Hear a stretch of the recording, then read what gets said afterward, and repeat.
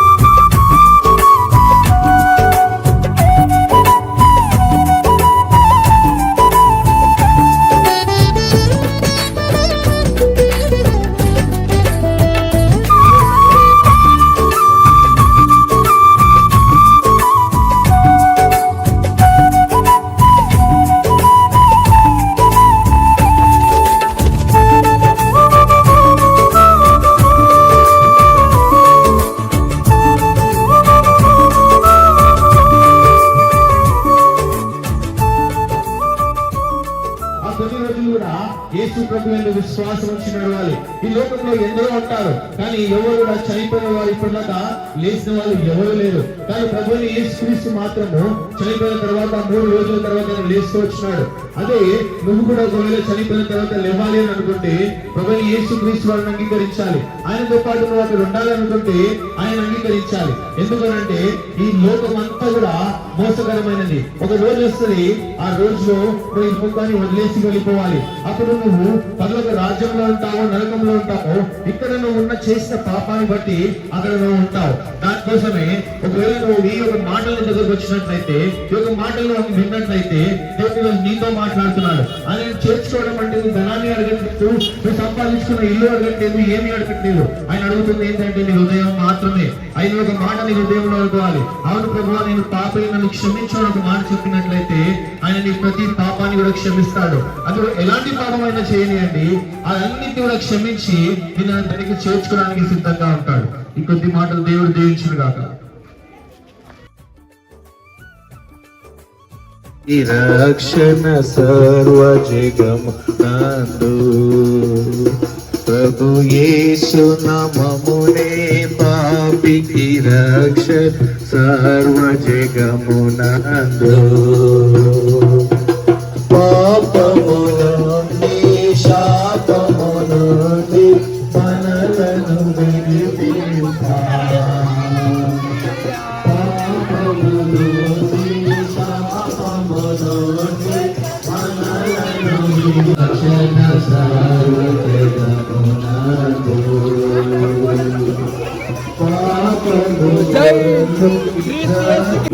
మరణము జయించి సమాధిని గెలిచి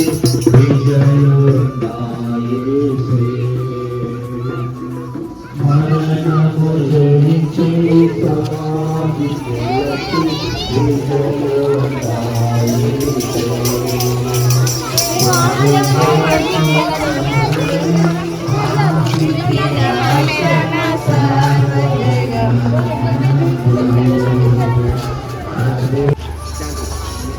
సిద్ధాంతి గ్రామ ప్రజలారా, దేవుడి పరిశుద్ధ నామానికి మీ అందరికి వందనాలు. మీ అందరికీ దేవుడు ప్రభు అయిన క్రీస్తు ఆశీర్వాదములు ప్రాంతంలో ప్రకటించడానికి మేము వచ్చున్నాము. మేమందరము యవనస్తులము దేవుడి రక్షణలో తాగుతూ తింటూ తిరుగుతూ వ్యభిచారంలో ఉన్న మమ్మల్ని అందరినీ యేసు ప్రభువు రక్షించారు. కాబట్టి ఈ సత్యవాక్యమును ప్రకటించడానికి వచ్చినాము. యేసు ప్రభు మార్చే దేవుడు, యేసు ప్రభు స్వస్థపరిచే దేవుడు, యేసు ప్రభు విడిపించే దేవుడు, యేసు ప్రభు నువ్వు మరణిస్తే మోక్షాన్ని అనుగ్రహించే దేవుడు. మనిషి మరణిస్తే ఎక్కడికి వెళ్తాడో మనిషికి తెలియదు. కాబట్టి ఆయనే మార్గము సత్యము జీవమై ఉన్నాడు. మోక్షానికి మార్గం యేసు ప్రభువే. కాబట్టి మీరందరూ యేసు ప్రభు మరణించిన తర్వాత యేసు ప్రభు దగ్గరికి ఆయన పరలోక రాజ్యం ఇచ్చే దేవుడు, ఏకైక దేవుడు, ఆయన పరిశుద్ధుడైన దేవుడు, ఏకైక దేవుడు. లోకంలో కామ క్రోధ లోభ మద మత్సర్యము లేని ఏకైక ప్రభు అయిన క్రీస్తు మాత్రమే. ఆయనే పరిశుద్ధుడుగా దిగి వచ్చిన ఈ లోకములకు దిగి వచ్చి మనందరం మరణించిన తర్వాత మోక్ష ప్రాప్తి అనుగ్రహించిన యేసు ప్రభు వచ్చినాడు. కాబట్టి ఇక్కడ వింటున్న ప్రతి జనాంగమా, నువ్వు మరణిస్తే ఎక్కడికి వెళ్తావో తెలియదు. మరణమే నీ అంతము కాదు. మరణము తర్వాత ఒక జీవమున్నది. ఆయనే ప్రభు అయిన యేసు క్రీస్తు. నేనే మార్గము, నేనే సత్యము, నేనే జీవము అన్న యేసు ప్రభు. నువ్వు మరణించిన తర్వాత మోక్షానికి వెళ్ళాలంటే యేసు ప్రభు ఒక్కడే మార్గము. కాబట్టి వింటున్న జనారా, యేసు ప్రభు ఎదుగు వచ్చి నీవు మోక్ష ప్రాప్తి పొందాలని స్వార్థను ప్రభు అయిన క్రీస్తు దీవించడానికి మేమందరం మీ ప్రాంతానికి వచ్చినాము. మీరు వింటున్న జనాంగమా, ఆ ఎదుగు వచ్చి దీవెన పొందుకోవాలని కోరుచున్నాము.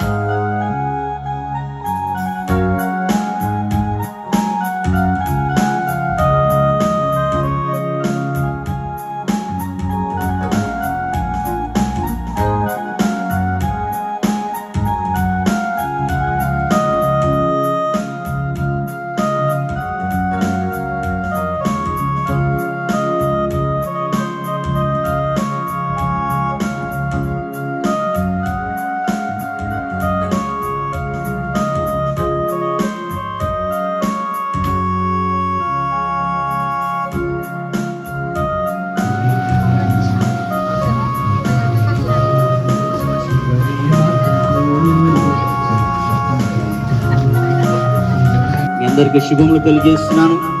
మరి ఈ దినము మరి ఈ యొక్క చిన్న బిడ్డను తీసుకొని మీ యొక్క మరి ప్రాంతంలోకి ఎందుకు వచ్చినామంటే మరి దేవుని యొక్క సువార్తను మీకు అందించడానికి, ఈ సువార్తను మీకు అందించడానికి మీ మధ్యకి వచ్చి ఉంటున్నాం. మరి ఆ పిల్లలంతా కూడా వారు ధరించుకున్న మరి ఆ యొక్క కిరీటాన్ని మీరు చూసినట్టయితే మరి వాక్యాన్ని బట్టి మరి మనము ఎలాగైతే నీతిగా జీవిస్తామో మరి మనకు పరలోక రాజ్యంలో మనకి ఆ యొక్క నీతి కిరీటం అనేది దేవుడు మనకి అనుగ్రహిస్తాడు. వాక్యం సెలవిస్తుంది. మనము మంచి క్రియలు చేసినప్పుడు, మనం నీతి పనులు చేసినప్పుడు, మనం మంచిగా జీవించినప్పుడు, మరి ఈ లోకంలో ఎటువంటి పాపము లేకుండా జీవించినప్పుడు మనకు నీతి కిరీటం ఇవ్వబడుతుంది. మరి పాపం లేకుండా ఎలాగో జీవించాలి? మానవుడంతా కూడా పాపం చేసిన వారే కదా అని అంటే మరి వాక్యం ఏం సెలవిస్తుందంటే యేసుక్రీస్తు ప్రతి పాపమును కడుగునని, యేసుక్రీస్తు యొక్క రక్తము ప్రతి పాపమును కడుగునని దేవుని యొక్క వాక్యం సెలవిస్తుంది. ఒకవేళ మీరు పాపి అని మీకు అనిపిస్తే మాత్రం మరి ఈ దినమే ప్రభు అయిన యేసుక్రీస్తుని అంగీకరించి మీ పాపాలన్నీ కూడా ఆయన రక్తం ద్వారా కడుక్కోవచ్చు. మీరు నూతనంగా మరి మీ యొక్క జీవితం అంతా కూడా నూతనంగా మారుతుంది. అప్పుడు మీకు కూడా పరలోక రాజ్యంలో మరి మా పిల్లలు ధరించిన కిరీటం వల్లే మీకు కూడా బంగారు కిరీటమును దేవుడు మీకు ధరింపజేసేవాడిగా ఉంటున్నాడు. ప్రభు అయిన యేసుక్రీస్తు వారు మరి ఆయన మానవ జన్మ ఎత్తి ఈ లోకానికి వచ్చినాడు.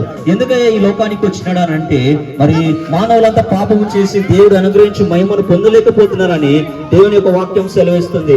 అందుకని మరి దేవుడు ఈ లోకానికి వచ్చి మన యొక్క పాపాల నిమిత్తమై ఆయన మరణించి తిరిగి లేచి సజీవుడైన దేవుడు మరి మన పాపాలను కూడా క్షమించి ఆయనతో పాటు నిత్య రాజ్యంలో మన కూర్చుండబెట్టుకోవాలని ఆయన ఎంతగానో ప్రేమించి తన యొక్క కుమారుని ఈ లోకానికి పంపిస్తూ వచ్చినాడు. తండ్రి మన పట్ల ప్రేమను చూపిస్తూ వస్తున్నాడు. కాబట్టి తండ్రికి మనం ఎంతో కృప చూపించే తండ్రికి మనం ఎంతో విధేయతలుగా ఉండి మరి కుమారుని అంగీకరించే వారిగా మనం ఉండాలని దేవుని యొక్క వాక్యం సెలవుస్తుంది. మరి ఈ దినం మీరు ఏం చేయాలంటే మరి మీరు చేయవలసింది ఏమీ లేదు.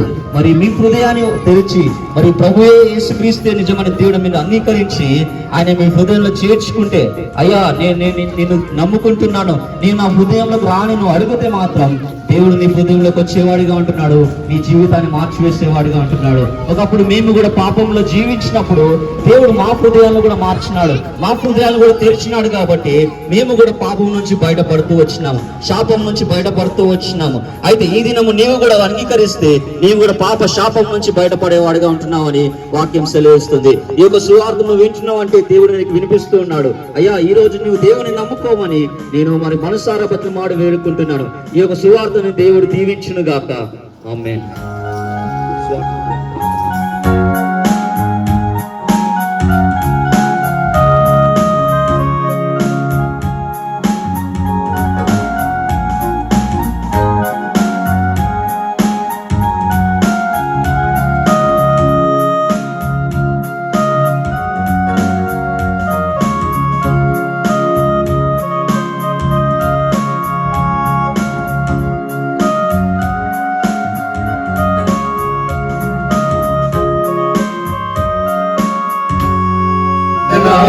నిక్కమణి నరకమున్నాదని వారెరుగరు, ఎరుగారు మరణము నిక్కమణి నరకమున్నాదని వారెరుగరు.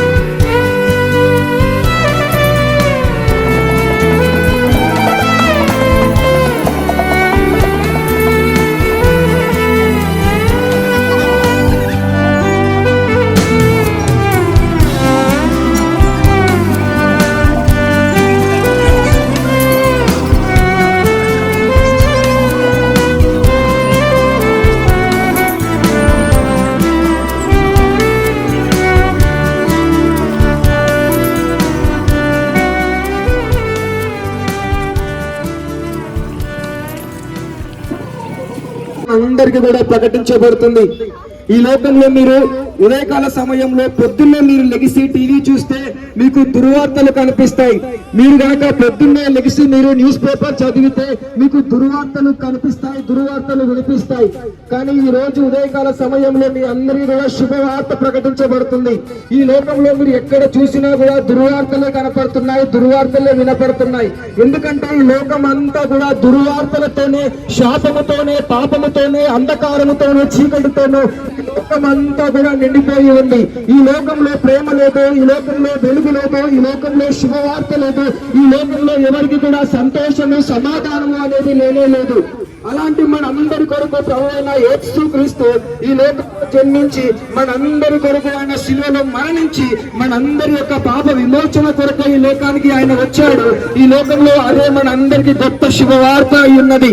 దేవుడు మనందరిని ఎంతగానో ప్రేమించి మనందరి కొరకు ఆయన ఈ లోకానికి వచ్చాడు. అది మనందరికి గొప్ప శుభవార్త అయి ఉన్నది. సేవను ఏకమై సదా చేసేదం మన యేసు ప్రభు శీఘ్రముగా వచ్చును, అతి వేగముగా సేవ చేతుము. యేసు క్రీస్తుని మంచి శిష్యులముగా విశ్వాసముతో సాగెదము.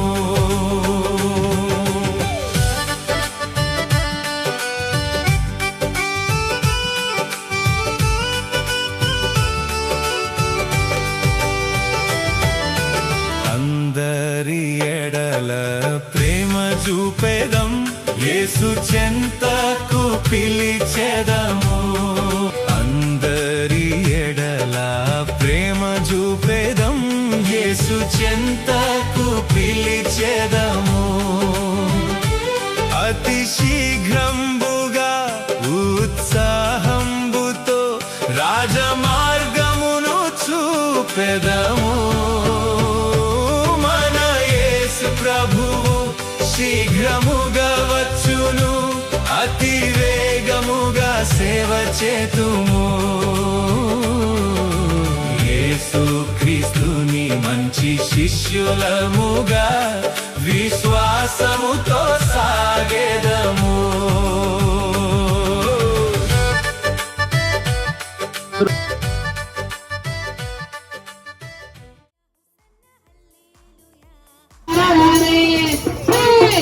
ఏసయ్య ప్రేమ, ఏసయ్య ప్రేమ, ఆటలాడి పాట పాడి చాటి చెప్పుదాం. మనం మాటలాడి పాట పాడి చాటి చెప్పుదాం. తప్పిపోయిన నన్ను వెతికి రక్షించేను, సిలువ ప్రేమతో నన్ను బ్రతికించేను. తప్పిపోయిన నన్ను వెతికి రక్షించేను, సిలువ ప్రేమతో నన్ను బ్రతికించేను.